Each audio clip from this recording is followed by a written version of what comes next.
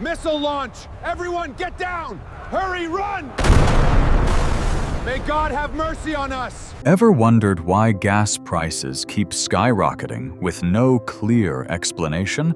The answer might lie in a narrow 33-kilometer stretch that determines the global economy, the Strait of Hormuz, where 1/5 of the world's oil passes through every single day.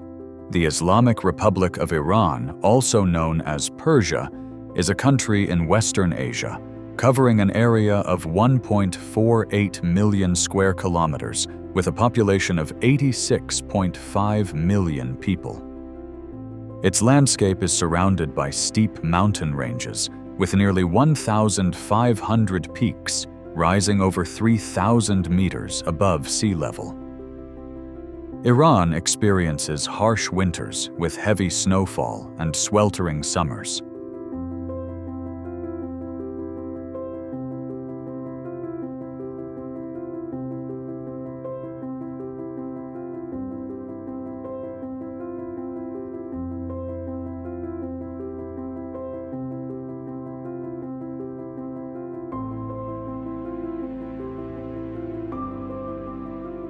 Along the southern coastline, dramatic cliffs and mountain ranges jut out into the sea, while the eastern part of the Central Plateau is dominated by two vast salt deserts.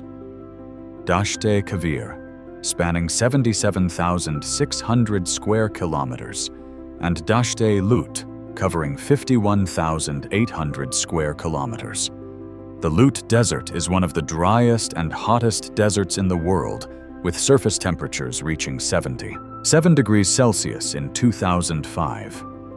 The country's rugged terrain gives it the appearance of an impregnable fortress, but Iran is a multi-ethnic nation, home to numerous ethnic groups and languages. However, the mountainous landscape has made transportation and cultural exchange between regions difficult, contributing to ethnic instability in the country.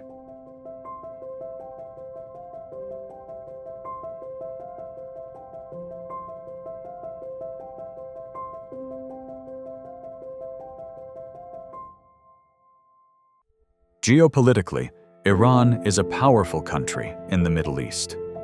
It shares borders with predominantly Muslim nations, including Azerbaijan, Armenia, Turkey, Iraq, Pakistan, Afghanistan, and Turkmenistan. Iran also borders the Caspian Sea to the north and major seas to the south, such as the Persian Gulf and the Gulf of Oman. Additionally, Iran controls the Strait of Hormuz, a crucial waterway through which about 1/3 of the world's oil is transported. The western part of the strait belongs to Oman, with shallow waters and many submerged rocks, while the deeper waters lie within Iranian territory, facilitating easier passage for ships. Recently, Iran has faced numerous complex political issues with its neighboring countries. Tensions have escalated with Azerbaijan and the Gulf states due to territorial disputes and Iran's control over the Strait of Hormuz. Relations with Iraq, Pakistan, and Afghanistan have also been affected by Iran's involvement in regional security. While Iran seeks diplomatic agreements, tensions continue to impact regional stability and global energy markets.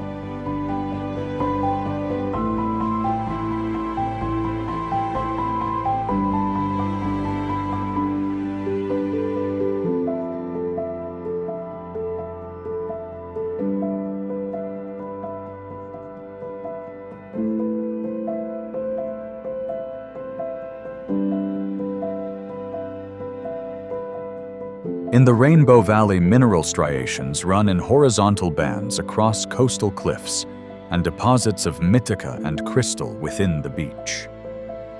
Sand scatter light at multiple wavelengths, simultaneously producing the consistent perceptual report of walking across a surface, generating its own illumination from within. The same geography that creates this beauty creates vulnerability.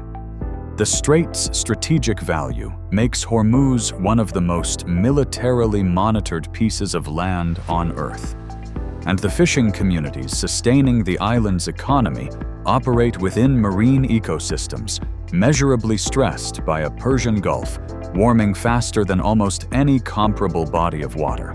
The Iranian Central Plateau arrives at Isfahan as a wide, dust-hazed plain at approximately 250 feet elevation, enclosed by mountain ridges that turn violet at dusk. The Naqsha Jan Square, measuring nearly 1,600 feet in length. One of the largest enclosed public spaces on Earth, holds morning silence, like a vessel holds water before the city wakes.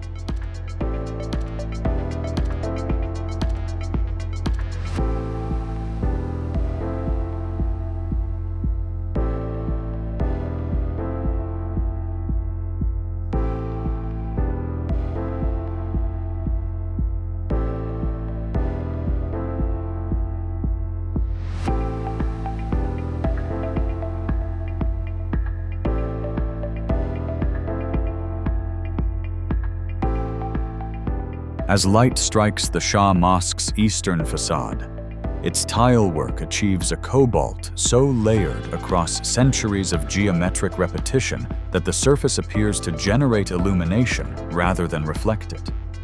Beneath the main dome, a single hand clap returns precisely 7 times the 7 heavens of Islamic cosmology, engineered into geometry with 17th century mathematics. Theology expressed as measurable physics, 15 minutes north in the Armenian Christian quarter of Jula. The Vank Cathedral presents from outside the unmistakable silhouette of an Iranian Islamic structure-tiled dome, pointed arches. Another unique aspect is the KKY tribe, a branch of the Choi ethnic group that migrated from Central Asia to Iran in the 11th and 12th centuries. This nomadic tribe is one of the last remaining nomadic groups in Iran, and today they mainly reside around the cities of Shiraz and Firuzabad. In this tribe, men are only allowed to take multiple wives if the first wife consents, usually because she is unable to bear children. In such cases, the first wife arranges the second marriage for her husband. Living alone is considered a great sin within the tribe. A campanile, proportioned like a minaret, then opens inside to reveal 17th century Armenian frescoes covering every wall. The expulsion from Eden, the martyrdom of early Christians rendered in a tradition entirely distinct from the surrounding Islamic architecture. This was not confusion. It was Shah Abbas's deliberate policy granting Isfahan's Armenian silk-weaving community full religious autonomy in exchange for the textile expertise.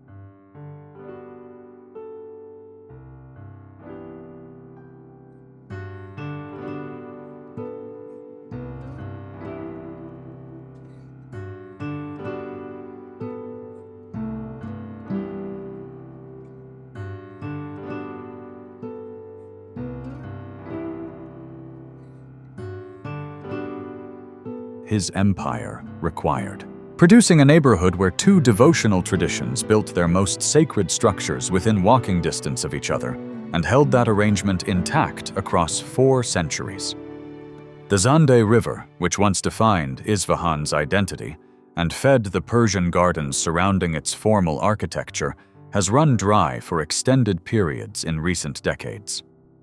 The bridges that once spanned it now arch over sand, and the Isfahanis who gather on their promenades in the evenings do so above a riverbed that memory insists should not be empty.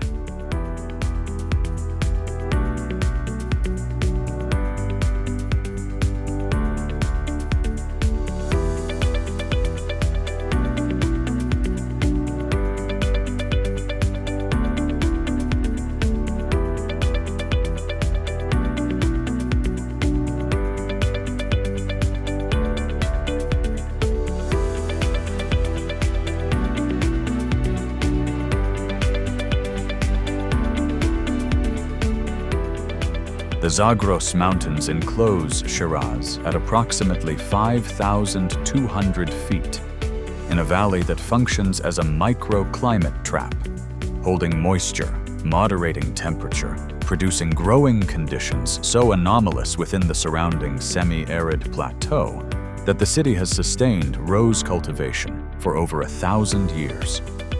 On early summer mornings, the fragrance arrives before any visual detail of the settlement itself, carried on air still cool enough to hold scent rather than simply transmit heat. The limestone ridges holding this valley catch the first light of sunrise, while the city below remains in shadow. And in that interval of differential illumination, Shiraz presents itself as a place that exists inside a deliberate exception. Within that exception, the Nasir al-Mulk Mosque resolves the city's character most precisely.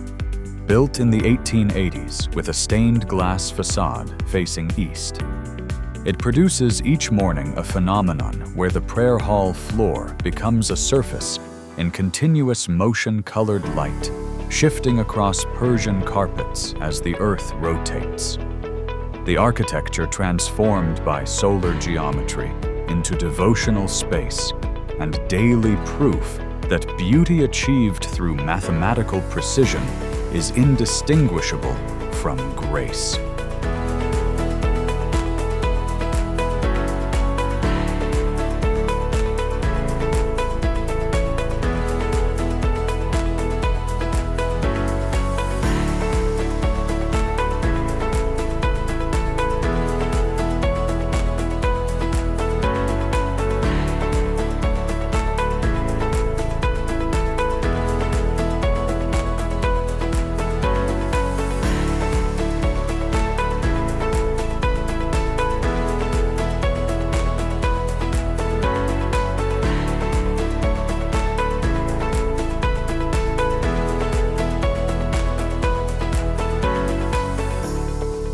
Across the city, at the tomb of the 14th century poet Shiraz, Iranians of every generation arrive carrying unanswerable questions about marriage departure, uncertain futures, and open the collected poems at random, treating the lines they find as direct response from a voice that stopped speaking in 1390 CE and has not, in the living theology of this practice, stopped listening since the city's contemporary tension is quieter. The same mild climate that sustained Shiraz's rose gardens and its poets now attracts a volume of tourism that the valley's intimate scale was never designed to absorb. Fars province spreads south from the Zagros foothills as a pale wind-coored plateau where the land offers almost nothing. No river, no forest, no shelter from a sun that strikes limestone at an angle so direct that exposed rock surfaces reach temperatures capable of burning bare skin. At roughly fem otter 100 feet elevation, the air is thin, the horizon absolute, and the silence between the surviving columns of Persepolis carries a quality of suspended ceremony, as though the procession depicted on the surrounding walls paused mid-step and never resumed. Those walls are the detail that separates Persepolis from every other imperial monument on Earth. They show no war across hundreds of feet of bas relief. The 23 subject nations appear not in chains, but in procession. Egyptians carrying folded linen, Armenians leading a horse, Ethiopians presenting a giraffe.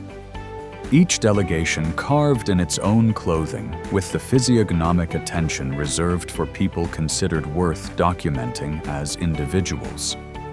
The Cyrus cylinder, issued in 539 BCE, expressed the same philosophy in words recognized today as the world's first written declaration of human rights.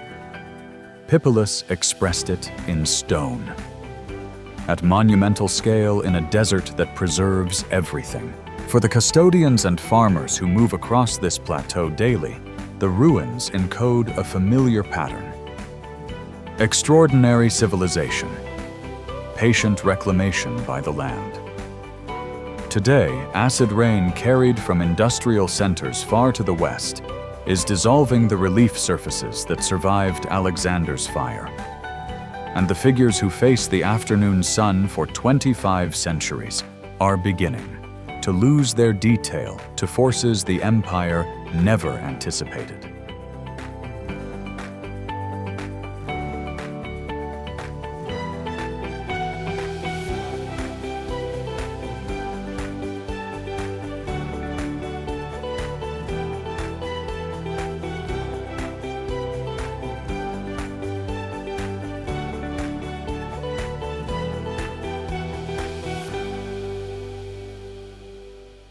In Iran, temporary marriage, also known as nikah mut'a, is a practice officially allowed by the government.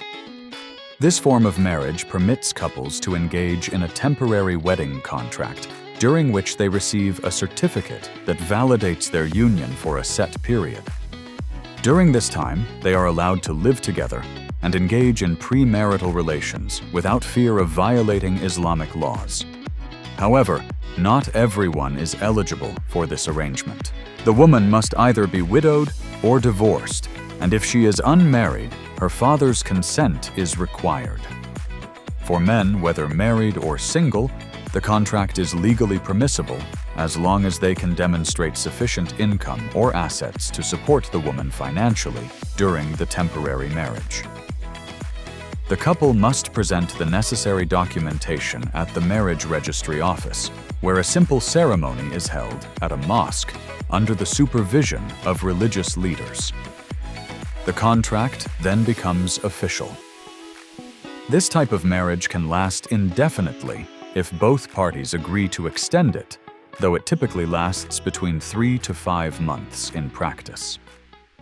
Some human rights activists in Iran have supported the practice, arguing that it could help reduce illegal prostitution, especially given that nearly 65% of the population is under 25, many of whom are unemployed and unable to afford traditional marriage. However, critics of temporary marriage point out its potential social complications. In many cases, children are born without knowing their father's identity, and many men are reluctant to marry women who have been through a contractual marriage or to take responsibility for children born from such unions. This controversial practice raises significant concerns about its long-term societal impact.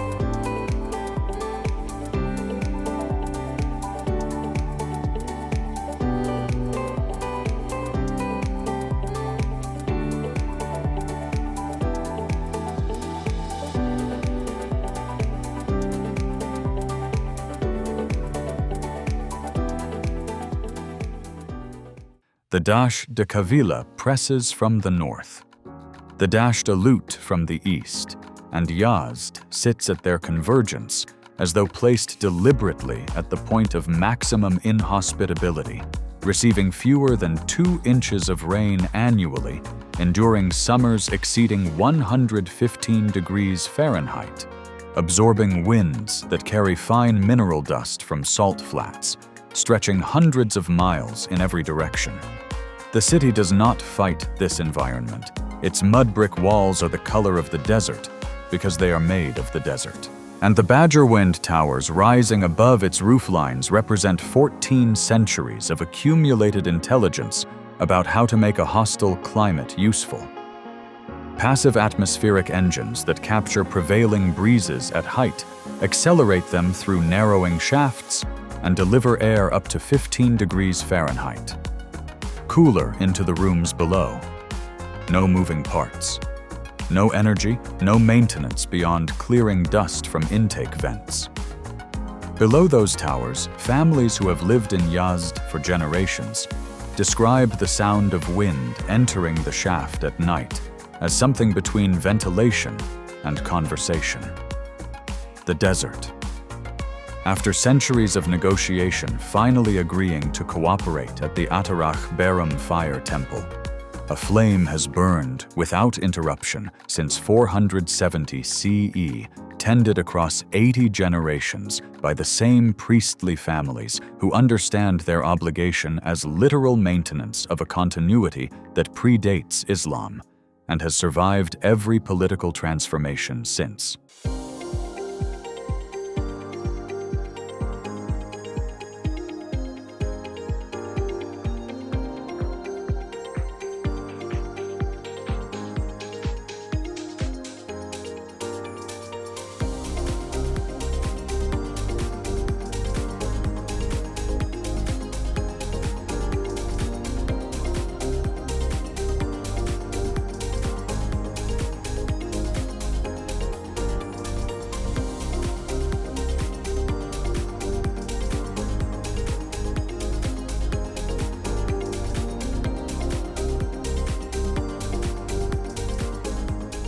Yazd is the only city on earth where this ancient flame and the mosque's call to prayer coexist within the same neighborhood, two traditions that arrived at different conclusions about the divine and agreed across 14 centuries of shared streets that the agreement to share mattered more than the conclusions themselves.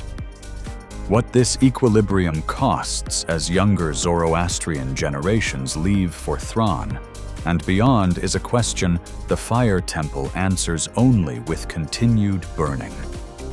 Thrawn announces itself from the south as a brown-gray density pressed against the Alborz Range Mountains, rising to over 18,600 feet at Damavand's volcanic peak. Their snowline visible on clear days as a white horizontal stripe drawn across the upper atmosphere, clean and entirely indifferent to what accumulates below.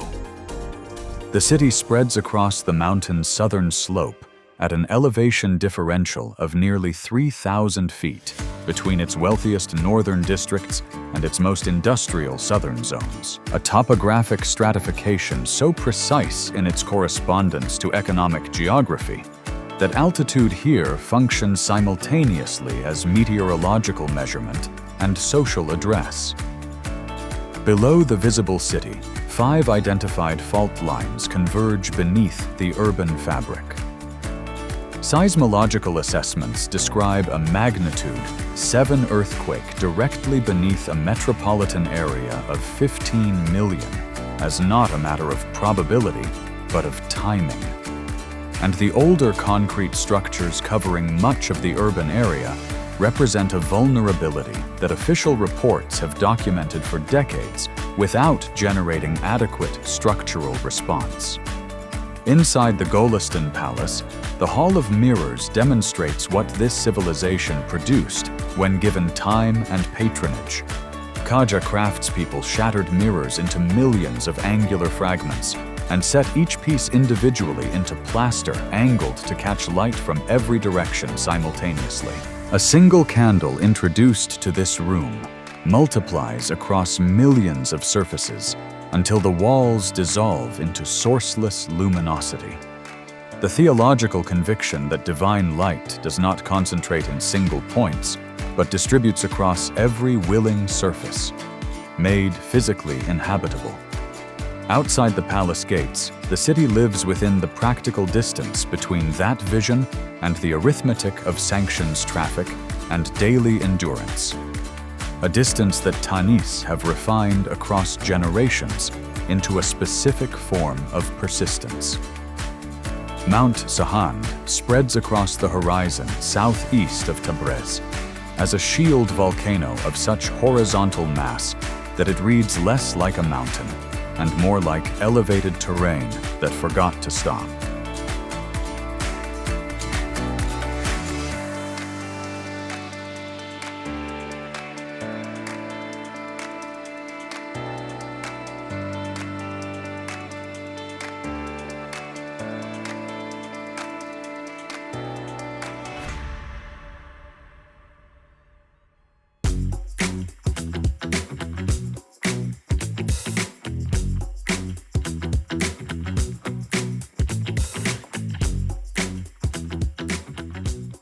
Its last major eruption occurred approximately 10,000 years ago, depositing volcanic ash across surrounding valleys that compressed over millennia into ignimbrite soft gray.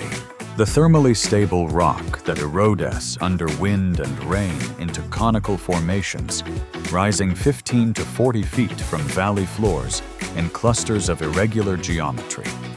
In a valley approximately 35 miles south of Tabri at roughly 6,900 feet elevation.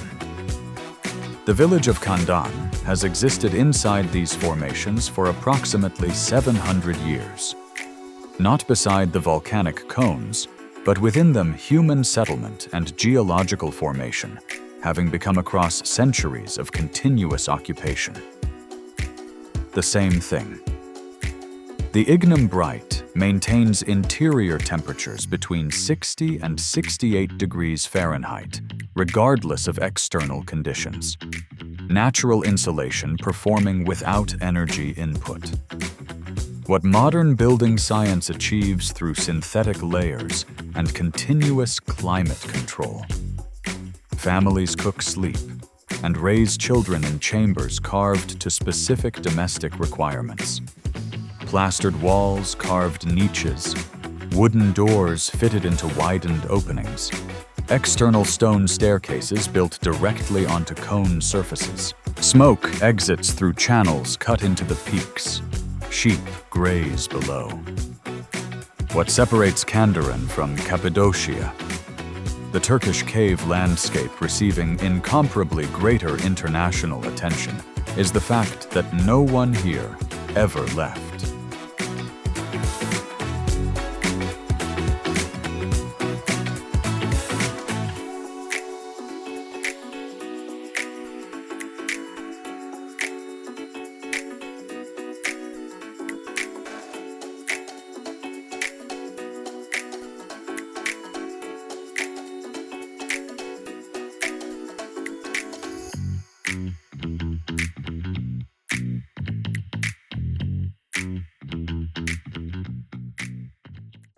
Cappadocia's dwellings were abandoned and converted into boutique hotels. Kandan's residence continued. The Mongol-era emergency that originally drove people into the rock transformed across 7 centuries into simply the way life is organized. The contemporary pressure is economic rather than geological. Younger generations weighing the thermal stability of volcanic rock against the professional opportunities available 35 miles down the mountain in Tabriz. The Lut Desert occupies southeastern Iran as one of the hottest surfaces on Earth. Satellite measurements have recorded ground temperatures here exceeding 159 degrees Fahrenheit, and against its western edge in Kerman province. Ag-Ebam rises from the valley floor in walls so uniformly the color of surrounding terrain that the eye initially misreads it as topography rather than architecture. Every brick was made from the same material the desert provided without cost. Compressed earth mixed with straw dried in the same heat that made the building necessary.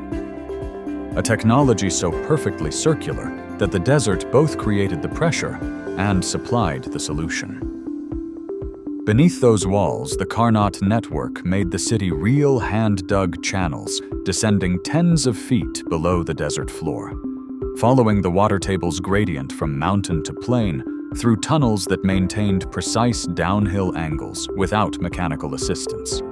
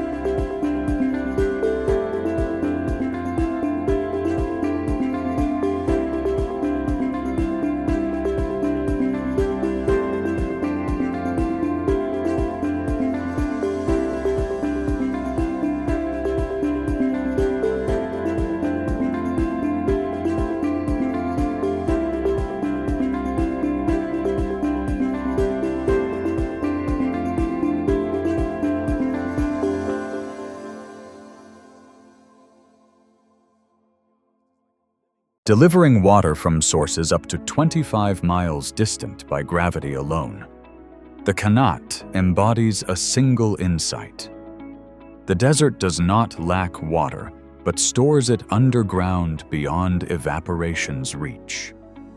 And the correct human response is to descend through labor measured across generations to where it already exists. This system sustained a Silk Road city of 13,000 people across 20 centuries.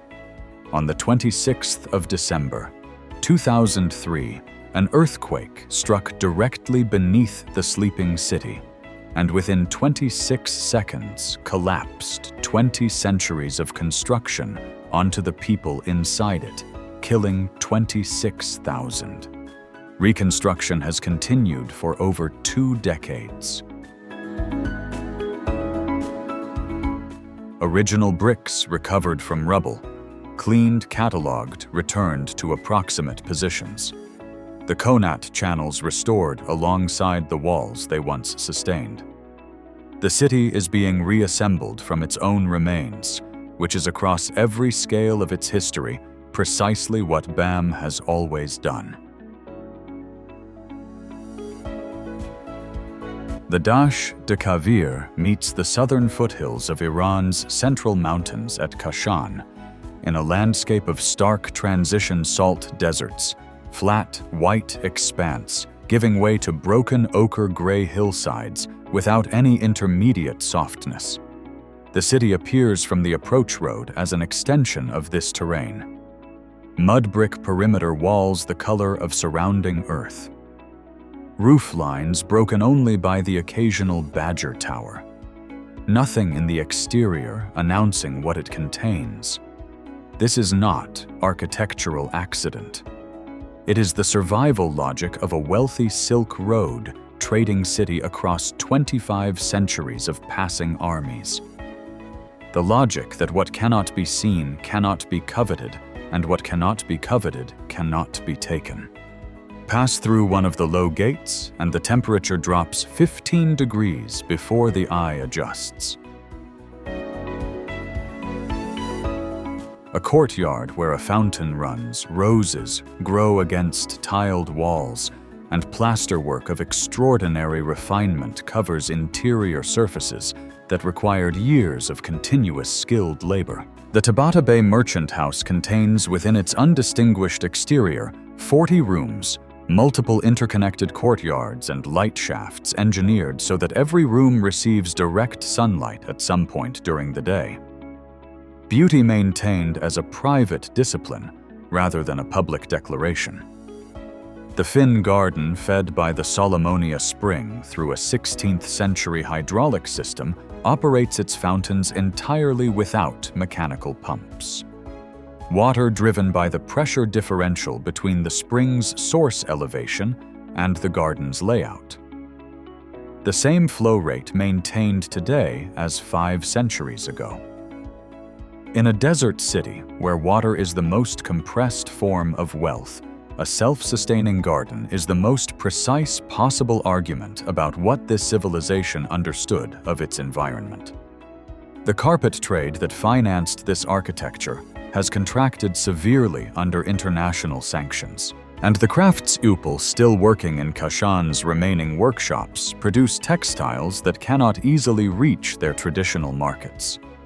The plain exterior walls now concealing not only beauty, but economic uncertainty.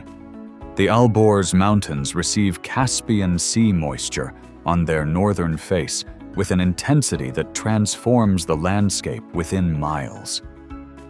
The semi-arid Iranian interior giving way as terrain rises into Gilan province to temperate forest so continuously green that the transition carries the quality of crossing a climatic boundary rather than simply changing elevation. Masul sits within this forest zone at approximately 3,500 feet. Its yellow ochre buildings stacked against a slope so steep that from the valley below the village reads as a vertical accumulation forms pressed against the mountain face. rising tier by tier into the tree line. Something that grew into the rock over approximately 1,000 years of continuous occupation. The arrangement that emerged is the details separating Masul from every other hillside settlement.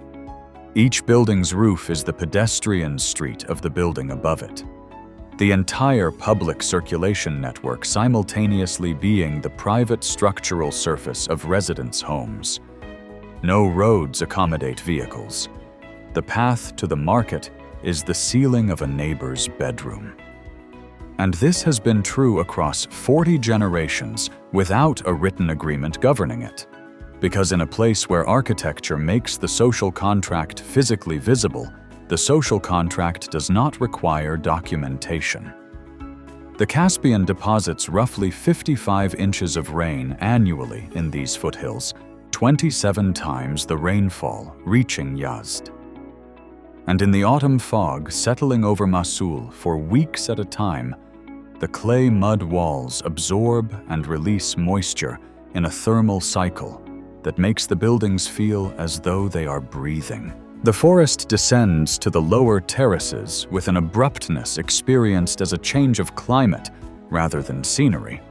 What the village faces now is the pressure of its own fame. Tourism has brought economic opportunity and structural stress in equal measure to a settlement built for the exact number of people it has always housed. And the rooftop pathways that function through mutual trust between residents become under the weight of strangers, something that requires management rather than simply inheritance. Iran should not exist the way it does not by the logic of comfort, not by the logic of stability, not by any modern measure of what a civilization requires to sustain itself across 3 millennia on a plateau ringed by desert, fractured by fault lines, and shaped by forces that have repeatedly, and without apology, dismantled everything human hands attempted to make permanent. What has persisted here is not the result of control or favorable circumstance, but of something quieter and more durable, a long inherited familiarity with impermanence. The accumulated understanding that the appropriate response to an unstable world is not to demand that it stabilize, but to learn across generations the precise art of living well within it.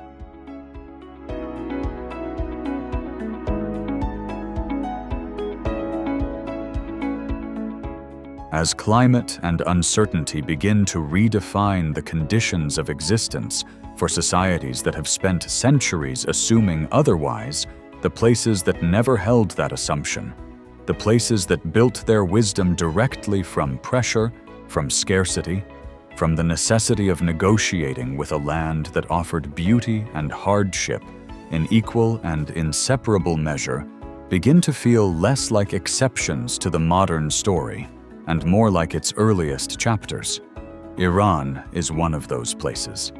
It is not the only one.